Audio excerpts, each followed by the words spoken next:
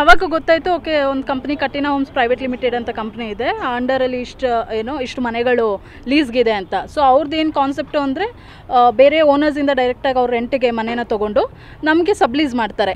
Okay, ಅವ್ರಿಗೆ rent pay ಮಾಡೋ ಥರ ಓನರ್ಸ್ಗಳಿಗೆ ನಮಗೆ ಲೀಸ್ ಅಮೌಂಟ್ ತೊಗೊಂಡು ನಮಗೆ 3 ವರ್ಷ ಕಾಂಟ್ರಾಕ್ಟ್, 2 ಇಯರ್ಸ್ ಕಾಂಟ್ರಾಕ್ಟ್ ಅಂತ ಕೊಡೋ ಥರ.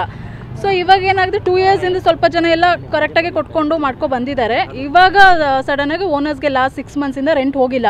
ಓಕೆ, ಬಟ್ ಓನರ್ಸ್ ಅಗ್ರಿಮೆಂಟಲ್ಲೂ ಇದೆ ದಟ್ ಈ ಥರ ಹಿಂಗೆ ರೆಂಟ್ ತೊಗೊಂಡಿದ್ವಿ ಮತ್ತು ಸಿಬ್ಲೀಸ್ ಕೊಡ್ತಾ ಇದ್ದೀವಿ ನಾವು ಬೇರೆಯವ್ರಿಗೆ ಅಂತ.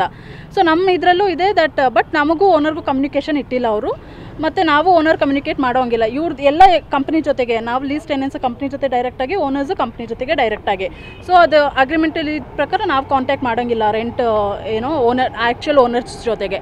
ಸೊ ಇಷ್ಟೆಲ್ಲ ಆಯಿತು. ಇವಾಗ ಲಾಸ್ಟ್ 6 ಮಂತ್ಸಿಂದ ಅವ್ನು ರೆಂಟ್ ಕೊಟ್ಟಿಲ್ಲ ಓನರ್ಗೆ. ಅವರು ವಿವೇಕ್ ಕೇಶವನ್ ಅಂತ ಓನರ್ ಹೆಸರು. ಈಸ್ ಕರೆಂಟ್ಲಿ ದುಬೈ ಇದ್ದಿದ್ದು, ಇವಾಗ ಬ್ಯಾಂಗ್ಳೂರ್ಗೆ ಬಂದಿದ್ದಾರಂತೆ ಯಾವುದೋ FIR ಮೇಲೆ.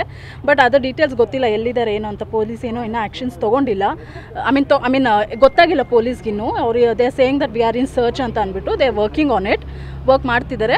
ಸೊ ಅದೇ ಇವಾಗ ಲಾಸ್ಟ್ 6 ಮಂತ್ಸಿಂದ ರೆಂಟ್ ಹೋಗದೆ ಇರೋದಕ್ಕೆ ನಮಗೆ ಓನರ್ಸು ಪ್ರೆಷರೈಸ್ ಮಾಡ್ತಿದ್ದಾರೆ ವೆಕೇಟ್ ಮಾಡಿ ಅಂತ ಅಂದ್ಬಿಟ್ಟು. ಓಕೆ, ಬಟ್ ನಮಗೆ ಕಾಂಟ್ರಾಕ್ಟ್ ಅಗ್ರಿಮೆಂಟ್ ಆಗಿರೋದು ವಿವೇಕ್ ಕೇಶವನ್ ಜೊತೆ, ಕಟ್ಟಿನ ಹೋಮ್ಸ್ ಜೊತೆ. ಓಕೆನಾ? ಸೊ ಅವ್ರು ನಮಗೆ ದುಡ್ಡು ಕೊಡಲಿ ವಾಪಸ್ಸು, ನಾವು ವೆಕೇಟ್ ಮಾಡ್ತೀನಿ ವಿತಿನ್ 24 hours ನಾವು ವೆಕೇಟ್ ಮಾಡ್ತೀವಿ ಅಂತ ನಾವು ಹೇಳ್ತಾ ಇದ್ದೀವಿ. ಓಕೆ, ಬಟ್ ಓನರ್ಸ್ಗೂ ಅವರು ಇಲ್ಲಿ ಇನ್ನೊಸೆನ್ಸು ಅವರು ಕೊಟ್ಟಿದ್ದಾರೆ ಅವ್ರ ಮನೇನ, ಅವ್ರಿಗೂ ರೆಂಟ್ ಬಂದಿಲ್ಲ.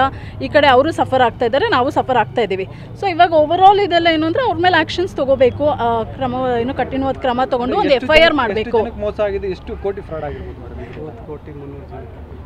60 ಕೋಟಿ ಮಿನಿಮಮ್, ಸಮ್ 50 crore ಅಂದರೆ ನಮ್ಗೆ ಗೊತ್ತಿಲ್ಲ ಬೇರೆ ಎಲ್ಲೆಲ್ಲಿ ಅಂತ. 50+ crore, 19 ಲಕ್ಷ ಸರ್ ನಮ್ದು ಒಬ್ಬೊಬ್ರದ್ದು. ಆವ್ರೇಜ್ ಎಲ್ಲರದು 20 ಶುರುವಾಗುತ್ತೆ, 20 lakhಯಿಂದ. ಕೆಲವೊಬ್ಬರಿಗೆಲ್ಲ ಪ್ರೆಷರ್ ಶುರುವಾಗಿದೆ, ಬೇರೆಯವ್ರಿಗೆಲ್ಲ. ಈಗ ನಿಮಗೆ ನಮಗೆಲ್ಲ ನಮ್ಮ ಓನರ್ಸ್ ಎಲ್ಲ ಲೀಗಲಿ ಶುರು ಮಾಡಿದ್ದಾರೆ ಅಷ್ಟೇ. ಅಲ್ಲ, ಈಗ ನಿಮಗೆ ಕಟ್ಟರೋ ದುಡ್ಡು ಇಲ್ಲ, ಆತ ಮನೇನೂ ಇಲ್ಲ. ಹೌದು ಆ ಥರ ಆಗಿದೆ. ಇವಾಗ ಮನೆ ಕಡೆಯಿಂದನೂ ನಮ್ಗೆ ಪ್ರೆಷರ್ ಬರ್ತಿದೆ, ಓನರ್ ಕಡೆಯಿಂದ ವೆಕೇಟ್ ಮಾಡಬೇಕು ಅಂತ ಅಂದ್ಬಿಟ್ಟು. ಪ್ಲಸ್ ಈ ಕಡೆ ಇವ್ರ ಕಡೆಯಿಂದ ದುಡ್ಡು ನಮಗೆ ಬರ್ತಾ ಇಲ್ಲ. ಈಗ ಏನು ಕೇಳ್ಕೊತೀರಿ ಪೊಲೀಸರನ್ನ? ನಿಮಗೆ ಏನಾಗಬೇಕಾಗಿದೆ? ಸರ್ ಎಲ್ಲರೂ ಹೇಳ್ತಿರೋದು ಗ್ರೂಪ್ FIR ಆಗಬೇಕು ಅಂತ.